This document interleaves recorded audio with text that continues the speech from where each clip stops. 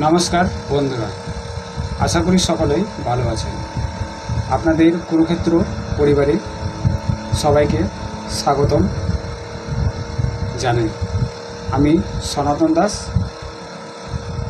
আজ আলোচ্য বিষয় করব ভগবান শ্রীকৃষ্ণের অমৃত বাণী তথা আমাদের শ্রীমদ্ ভগবদ গীতা তথা মহাভারতের কিছু ছোট্ট সারাংশ থেকে। সেই সারাংশটি হচ্ছে আমাদের অশ্বত্থামা নিয়ে। তো কৃপা করব এই মহাভারতের ছোট্ট সারাংশটি ভগবান শ্রীকৃষ্ণের অমৃত বাণীটি অবশ্যই আপনারা শ্রবণ করুন।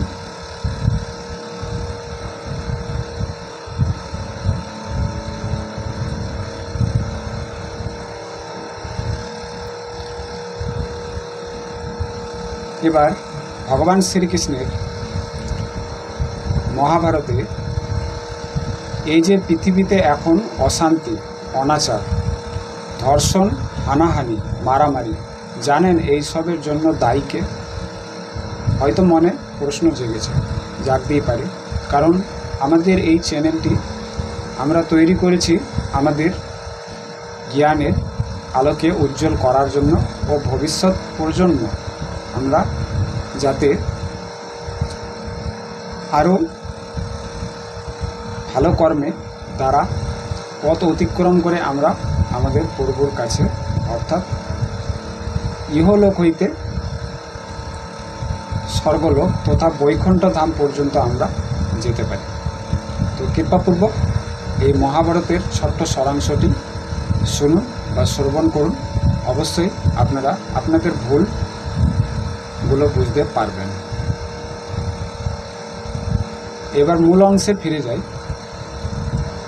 এই যে পৃথিবীতে এখন এত অশান্তি, অনাচার, ধর্ষণ, হানাহানি, মারামারি, জানেন এই সবের জন্য দায়ীকে? আপনি। আমি এই আঙ্গুলটার বিষয়ে একটি আলোচ্য বিষয় করব এর পরবর্তী ভিডিওতে। এই সবের জন্য দায়ী হলো পরিবার তথা পিতা মাতা। প্রথমে যেটা বলেছি, আপনি যিনি দেখছেন আমার এই ভিডিওটি, কৃপাপূর্বক মনোযোগ সহকারে আজকের এই মহাভারতের ছোট্ট সারাংশটি আপনারা শ্রবণ করুন। অনেক আপনাদের উপকারে আসবে কৃপাপূর্বক। এই সবের জন্য দায়ী হলো পরিবার তথা পিতা ও মাতা। তাহলে আমরা সর্বপ্রথম কি জানলাম? এই যে পৃথিবীতে এখন এত অশান্তি, অনাচার, ধর্ষণ, হানাহানি, মারামারি, এই সবের জন্য দায়ী হচ্ছে পিতা ও মাতা। তাহলে এর বিশেষত্ব বিষয় জেনে নেওয়া যাক। এখন আবার অনেকেই রেগে যেতে পারেন, প্রশ্ন করতে পারেন। যেমনটা বললাম, আপনার হয়তো মনে প্রশ্ন জেগেছে বা ক্ষোভ জেগেছে যে ইনি কি বলছেন। আমি যা কথা বলছি আমার সমস্ত গ্রন্থ অনুযায়ী বা ধর্ম অনুযায়ী, শিক্ষাগত অনুযায়ী আপনাদেরকে সঠিক জ্ঞান অর্জন করা এবং সঠিক পথে নির্ধারিত করা।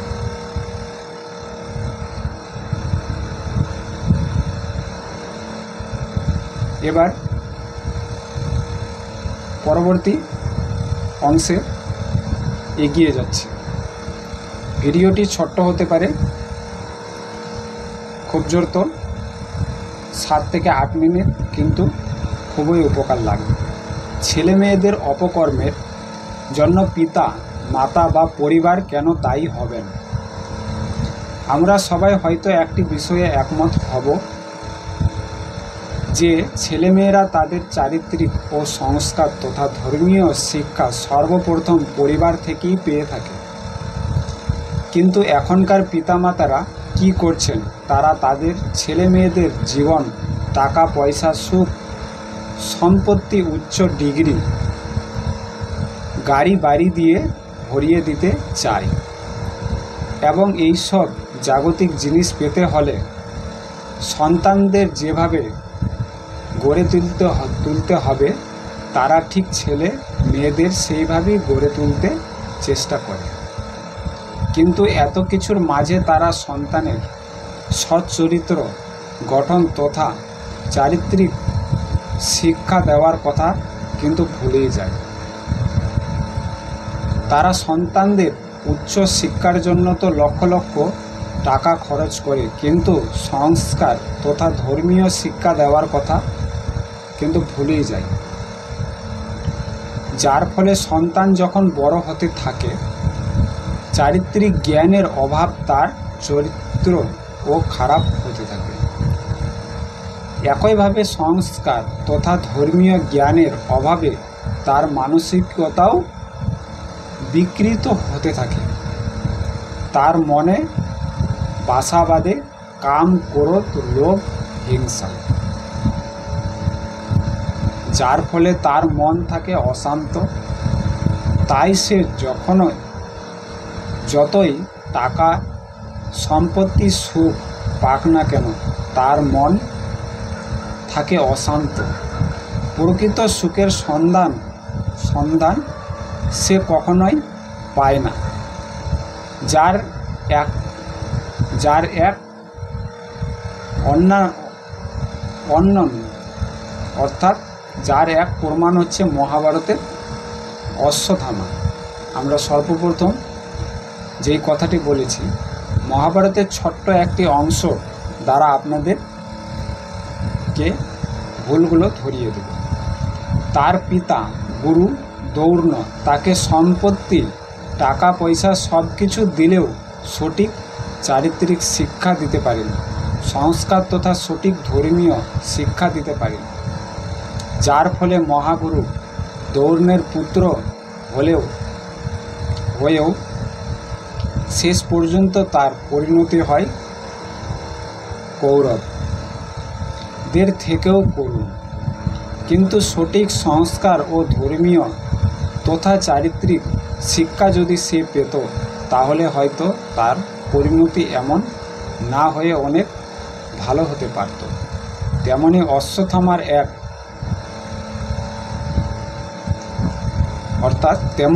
অশ্বত্থামার মতো এখনকার সমাজের বেশিরভাগ তরুণীরাও সঠিক চারিত্রিক শিক্ষা ও সংস্কার তথা ধর্মীয় শিক্ষার অভাবে জড়িয়ে পড়ছে নানা পাপ কর্মে। আমি কোনো দাদা বা বোনের প্রতি কোনো আঘাত দিতে চাই না। আমি শুধু এটুকুই আপনাদের কাছে বিনীত অনুরোধ করে প্রকাশ্য করছি যে আমাদের জ্ঞানের ধর্মীয় আলোকে একটু জানার চেষ্টা করো সকলে। তারই বিশেষত্ব অনুযায়ী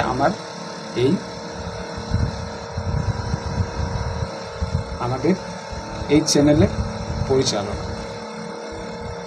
তো সকলেই আশা করি আমাদের এই ধর্মীয় চ্যানেলে যদি আপনারা প্রতিনিয়ত আমাদের ভিডিওগুলোতে উপকার পেয়ে থাকেন, তাহলে অবশ্যই আমাদের চ্যানেলটিকে সাবস্ক্রাইব দিয়ে সহযোগিতার হাত বাড়িয়ে দিবেন।